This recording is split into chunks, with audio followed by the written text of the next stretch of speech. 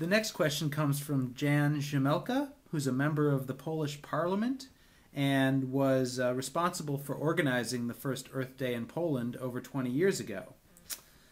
Here's the question. Like a lot of countries, Poland is heavily reliant on fossil fuels, and that's not going to change overnight. As that slow change takes place, what else can we be doing? Should we search for carbon capture technologies, very expensive and unknown, or plant new forests, or increase energy efficiency and limit any energy consumption, or something else? Hi, John. There are all of the above. Clearly, if you can come up with a way to affordably and permanently do carbon capture, that is a desirable thing.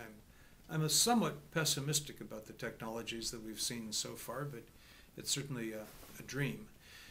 And planting forests is generally a good thing if you do it intelligently, and certainly energy efficiency is in my view, the most important of those three.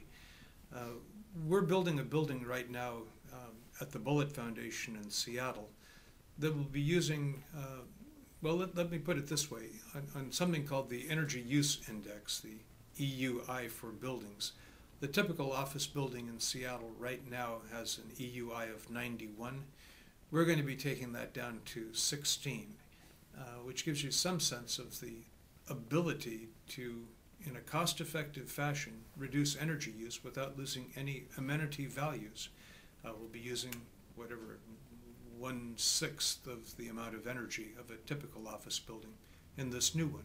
Those kinds of investments can be taking place across the board. I toured a steel mill in China just 2 weeks ago that had figured out a way to reduce its energy consumption by more than 2/3 by cascading energy to multiple other uses after it's used for its high quality use.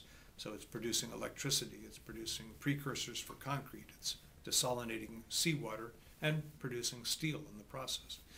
And then finally, in addition to those three, even in Poland, there is a really big opportunity for the use of alternative energy resources. We're going to be making a transition away from these 19th century fossil fuels into 21st century solar, wind, biofuels relatively swiftly, I think. If you look at the accelerating rate in countries around the world, this is clearly the set of technologies of tomorrow. And Poland is not Saudi Arabia in terms of its availability of sunlight, but then neither is Seattle. And that building that I mentioned a moment ago is 6 stories tall, and we're able to produce all of the energy that it uses on an annualized basis from a solar photovoltaic array that covers the rooftop. This stuff can be done even where it's not perfect conditions for solar.